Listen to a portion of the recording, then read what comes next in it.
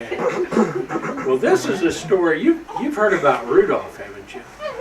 Well, I bet you didn't know that there was another reindeer that is almost as famous as Rudolph at the North Pole. And so I'm going to read you a story about Randolph.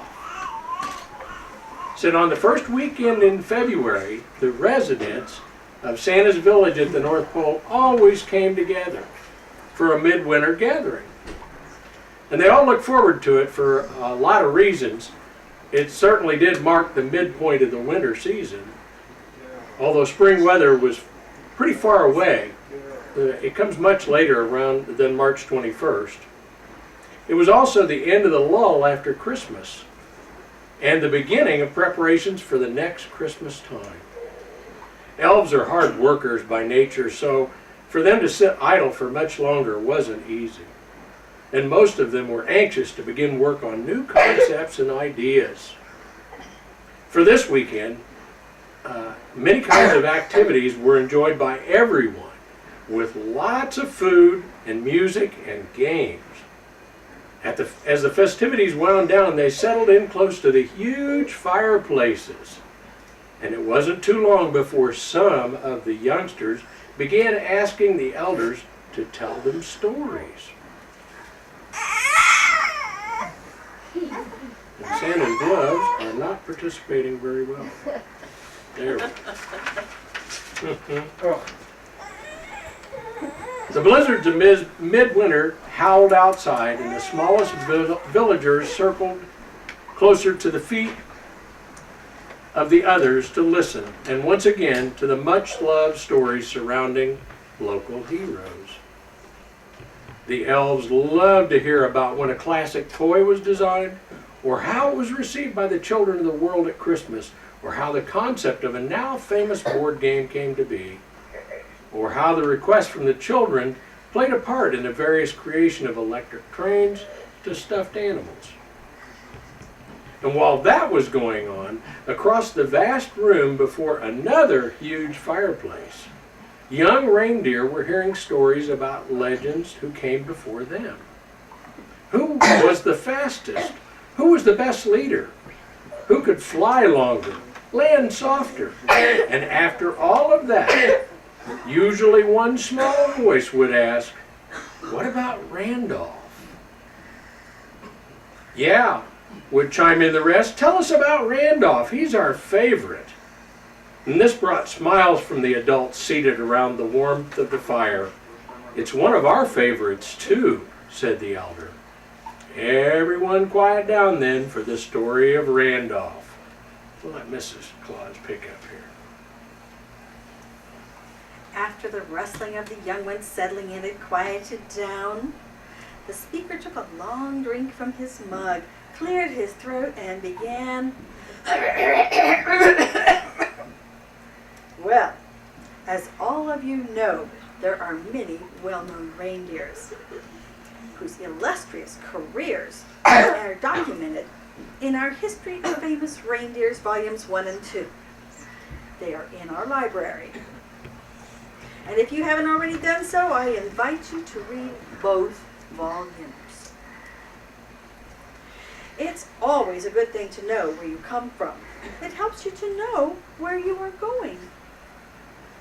So, the story of Randolph. Well, when you speak of Randolph, his twin brother Rudolph always comes to mind. Rudolph is probably the most famous reindeer of all, as the song and story go. Chuckling was heard throughout the crowd, the story and song about Randolph being well remembered in this group. For our story today, though, let's put aside the fame of Brother Rudolph and focus on the amazing traits of Randolph. Now, when those two brothers were born, they were so much alike, it was hard even for their parents to tell them apart. Nevertheless, it wasn't long before difference began showing up. While Rudolph was very active and always climbing upon things, hoping each time he'd be able to fly off, Randolph was happy taking things apart and putting them back together again. True, in the beginning, Mother Reindeer had to replace her toaster and her vacuum cleaner at least once. But soon, when her friends happened by for tea, they often brought along things from home that needed repair. Mother Reindeer beamed when Randolph had the item fixed before that first cup of tea was empty. "What a clever boy," they remarked. "He'll go far, I'm sure." Little did they know that their own youngsters treated Randolph very badly, if they noticed him at all. You see, Randolph was what some would call a nerd.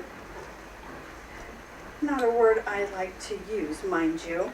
I prefer to call them serious-minded. Instead of playing reindeer games, Randolph chose to read, especially books about Earth science and stars and the universe. He liked to think about things a lot. And he wore glasses. Large, thick-lensed glasses. Now, he could see fine while he wore them, but it really is hard to fly while wearing glasses. I'll tell you more about that later on. Then there was the accident. The speaker's voice trailed off, and a hush fell over the crowd. "What accident?" often came a very young voice. The elders looked at each other for just a moment, and finally, one nodded to the speaker.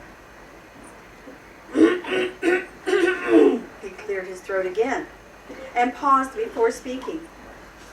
One day in late October, one of the last mild days that year, several of the elves were taking a load of empty paint cans to the North Pole Recycling Center, using the shortcut on the rise above the Lake of Wonders. Apparently, the cart went over a bump on the well-worn path up there, and a can slipped out of the cart, rolled to the edge, fell over the side, and down into the lake, but did not totally submerge. No one noticed, and so no one could possibly have known that innocent paint can would affect the life and the destiny of a very young reindeer. We paused to let that importance of that statement sink in. Soon, on the mild days of October, gave way to the deep freezes of November and early December.